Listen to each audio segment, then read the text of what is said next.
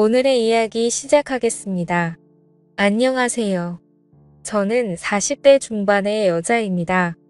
저는 한때 모두가 부러워하는 착하고 돈 잘 버는 남편과 살았는데요. 한순간의 실수로 이 모든 것을 잃어버리고 말았습니다. 저희 때에는 옛날과 달라서 주변 여자인 친구들이 모두 직장을 갖고 일하고 싶어 했거든요. 하지만 저는 밖에서 일하는 데에는 별로 관심이 없었어요. 제 꿈은 형모양처이자 살림자라는 가정주부였죠. 친구들은 다 비웃었어요. 꿈을 크게 가져라. 옛날 사람처럼 주부가 되고 싶다면 어떡하니? 그래도 저는 남편을 내조하고 뒷바라지하고 싶은데 어쩌나요? 가정 도우미나 아이를 키우는 직업도 전문적으로 있잖아요. 저는 돈을 안 받을 뿐이지 사랑하는 남편과 아이를 위해 일하고 싶을 뿐이었습니다. 제가 일찍부터 가정을 이루고 싶은 사람이어서 그런지 어릴 때부터 이상형이 남들과는 달랐습니다. 다른 여자친구들은 20대 초반에는 잘생기고 키 크고 재미있는 남자를 선호했는데요. 저는 못생기고 숙맥이더라도 가정적이고 돈 잘 버는 남자를 만나고 싶었죠. 그렇게 직업 좋고 순수한 남자를 만나 결혼까지 하게 되었습니다. 남편은 유명 금융계 회사에서 일하고 있어서 돈도 잘 벌고 승진도 빨랐었죠. 거기서 아이만 생기면 제가 생각하던 완벽한 가정이었죠. 그런데 아무리 노력해도 아이가 생기지 않더라고요.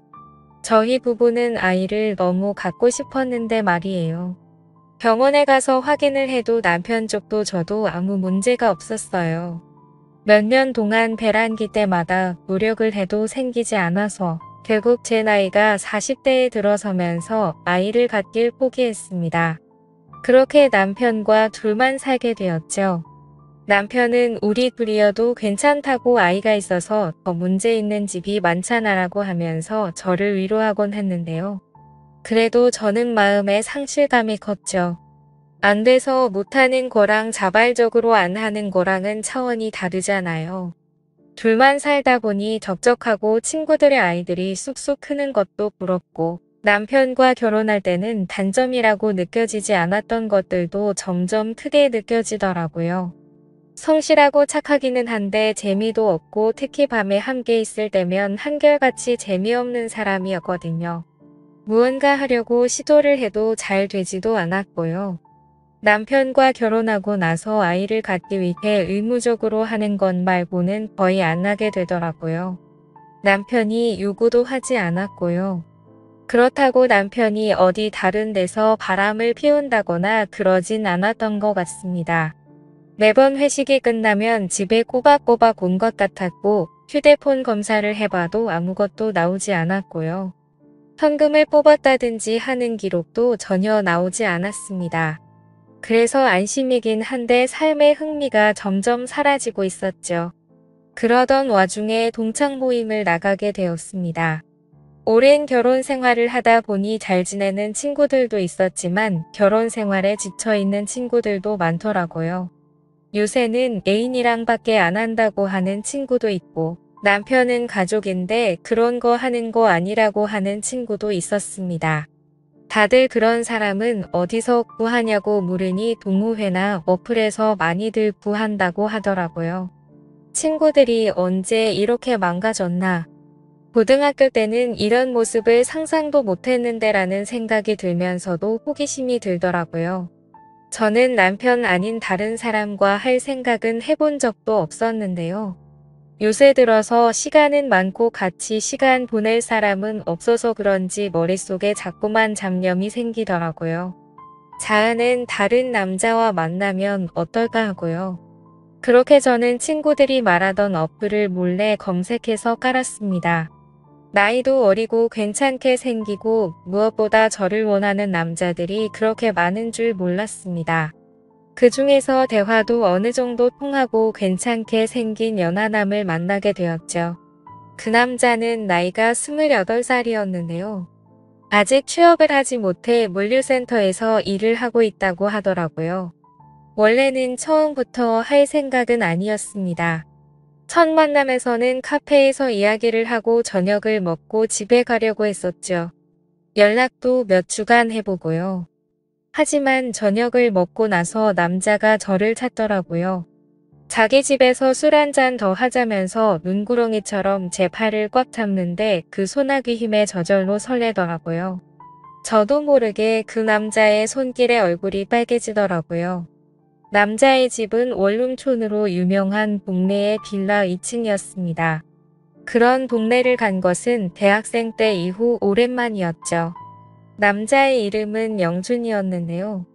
영준이의 집은 혼자 사는 철없는 남자처럼 정돈이 안 되어 있었습니다. 옷가지도 꺼내져 있고 빨래통은 넘치고 설거지거리도 쌓여 있었고요. 저는 영준이의 침대에 걸터 앉아 있었어요. 영준이는 방을 왔다 갔다 하면서 한쪽에 짐을 몰아넣더니 전자레인지 음식을 돌리고 소주잔과 소주를 꺼내오더라고요. 영준이와 저는 원룸 탁자에 의자를 놓고 마주 앉았습니다. 그렇게 한 잔 두 잔 마시더니 어느덧 몇 번을 마셨는지 기억이 나지 않을 정도로 많이 마시게 되었습니다. 다행히 남편이 출장 간 사이에 이런 예상치 못한 일이 일어나서 다행이었죠. 저는 술에 취해 정신을 못 차리고 의자에 앉아 있었는데요. 영준이는 너무 힘들어 보이는데 그러지 말고 편히 누워서 쉬라고 하더라고요.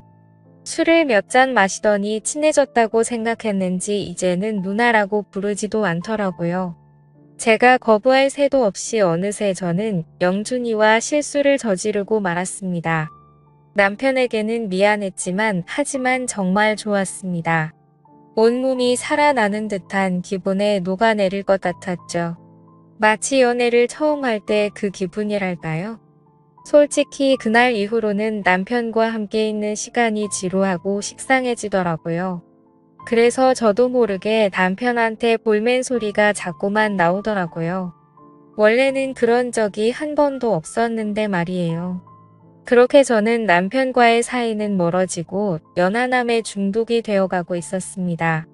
시간이 될 때마다 영준이의 집에 찾아가서 연인처럼 시간을 보냈었죠.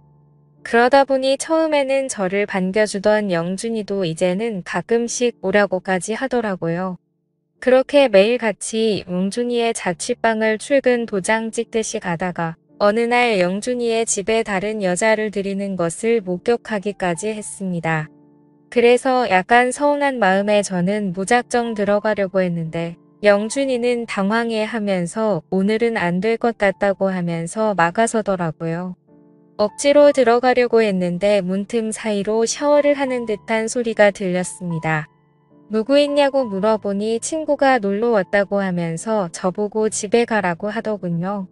사실 그동안 저는 영준이에게 사람 대 사람으로 호감까지 생긴 상태였어서 연인이라고 생각했는데 그게 아니었구나 했죠.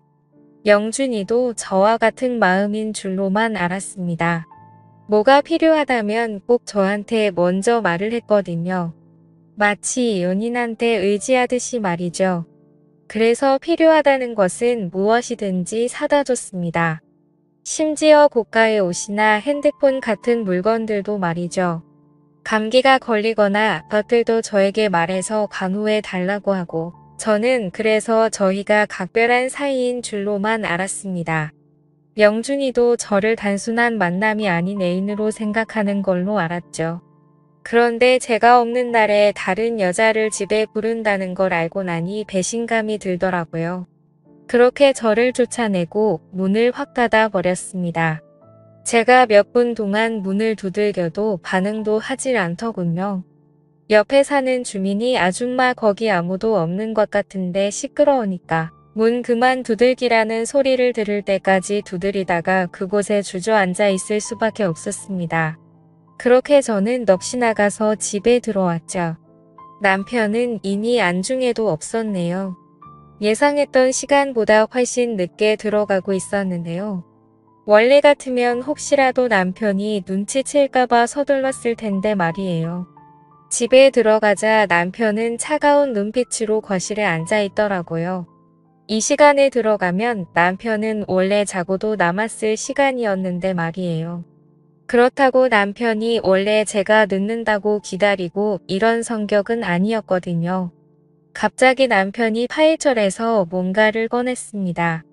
제가 영준이와 팔짱을 끼고 자취방에서 나오는 모습, 영준이와 술을 마시는 모습 등이 찍혀 있는 사진들이었습니다. 우연히 반차 내고 집에 왔다가 제가 집에 없다는 걸 알게 됐다고 하더군요. 그 외에 사소한 거짓말들도 유심히 살펴보니 이상하다는 걸 다 알게 됐고, 흥신소에 돈을 주니 이런 증거는 금방 구하더라고 했습니다. 이혼하자고 하는 남편 앞에 저는 무릎을 꿇을 수밖에 없었습니다.